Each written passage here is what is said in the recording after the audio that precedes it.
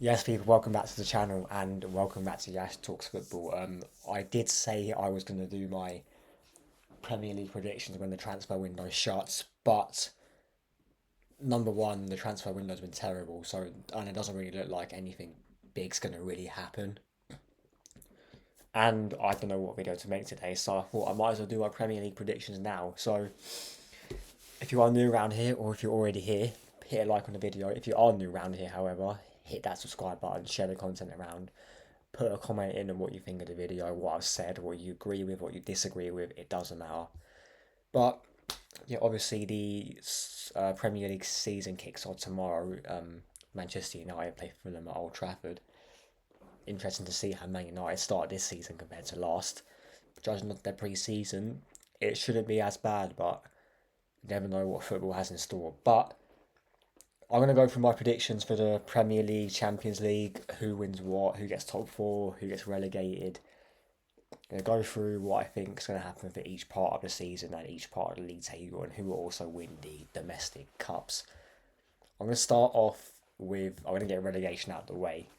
I think that the teams to go down, I'm going to go with the first one being Ipswich Town. I'm not too, the reason I'm going to put them there, I'm not too sure how they do in the Premier League, if I'm being honest. In my lifetime, I haven't even been in the league. I think it was, 2002 or 2004, around that time, since they were last in it. So I'm going to go with them, bottom of the league. I'm going to go with Southampton 19th. Reason being, Southampton, they're not going to be the same Southampton that were in the league about 5 years ago, and even then they were struggling. They were like getting out of relegation zones, going on horrible runs of form. Even when Ralph Hasenhüttl was there, they were struggling at times. And then for the last relegation spot, I'm gonna go with Nottingham Forest. The reason I put them there is I think Leicester City. Actually, no, I'm gonna put Leicester City there. The reason being is because Steve Cooper's their manager. I've just realised that that's the old Nottingham Forest manager who had them struggling.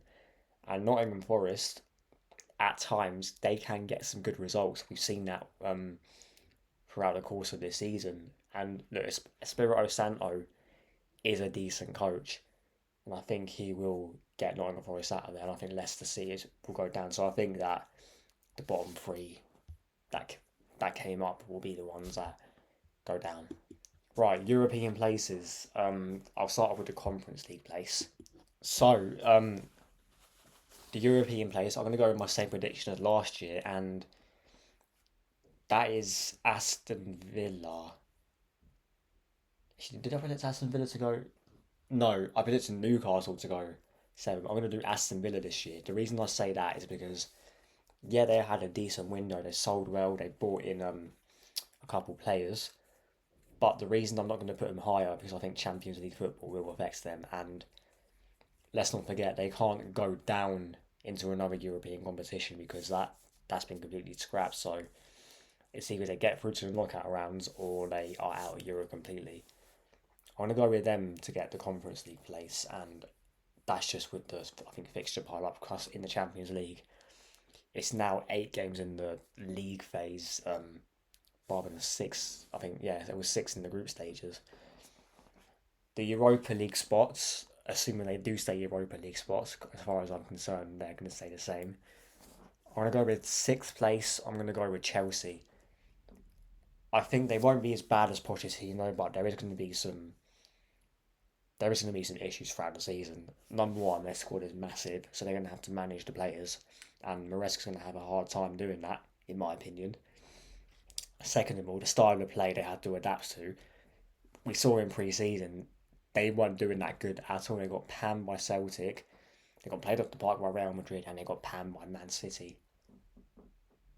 I don't see them doing that well. I think it'll be a similar season to last season, but they're going to have a distinct style of play, which will it may their first season may not be great, but the players they have, they should be getting into the European places.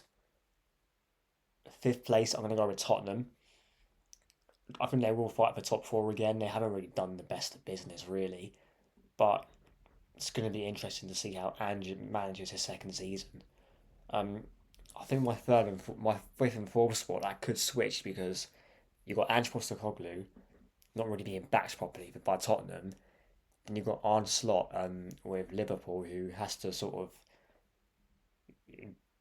deal with what he's got, and he's not got a lot really.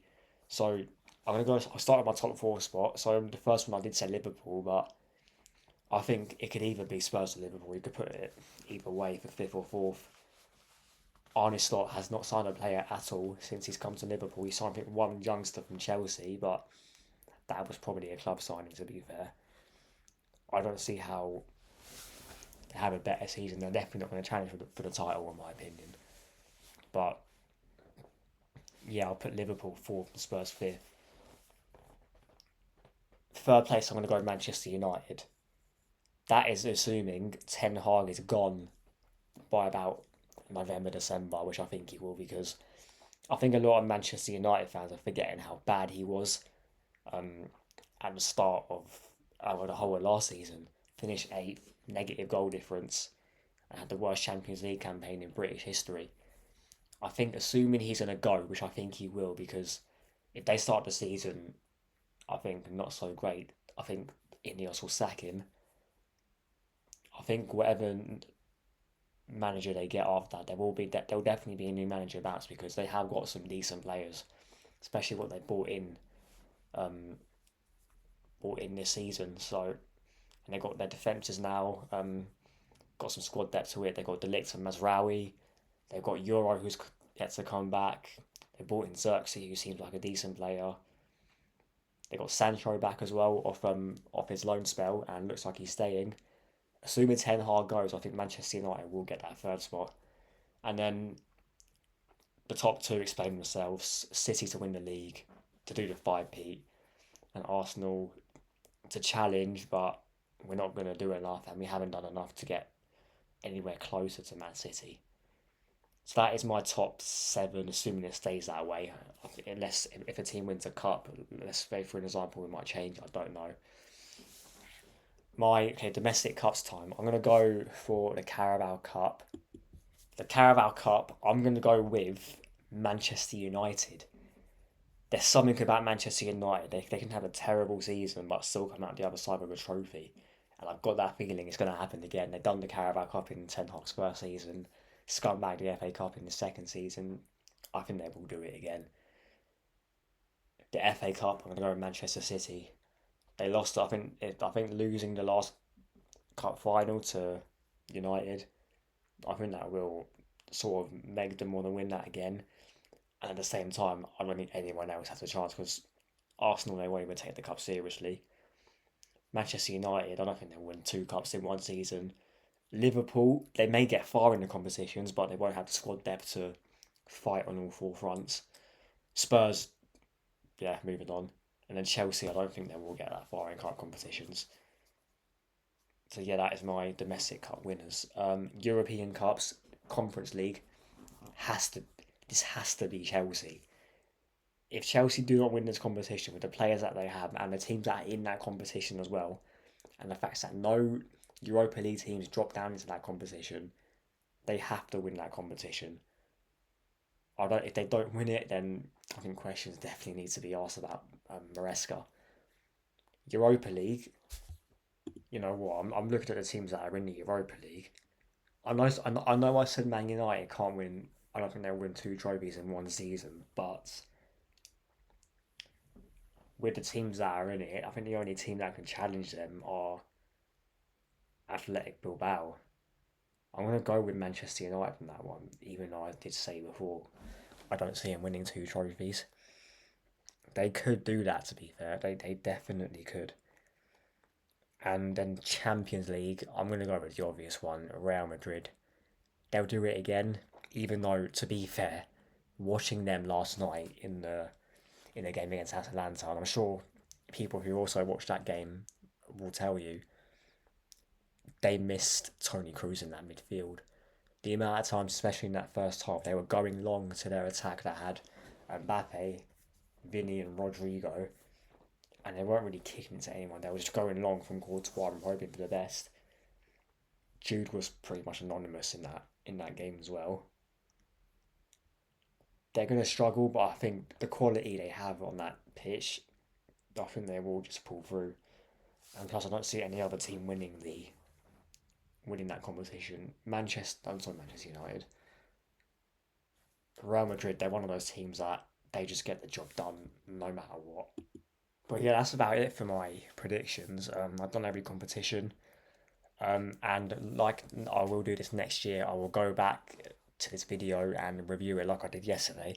So if you haven't checked that video out already, go check it out. Got some things right, got some things well off, but I did.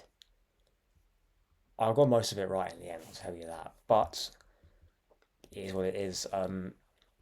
Like, sub, and share the content around. I'll probably do a video or a short regarding the Man United Fulham game tomorrow because Premier League action is back on, and at some point tomorrow there will be a Arsenal versus Wolves preview. So make sure to go check that out as well because Arsenal play on the Saturday at 3 o'clock at the Emirates. So yeah, remember, like, sub, and share the content around, and I'll see you lot in a bit.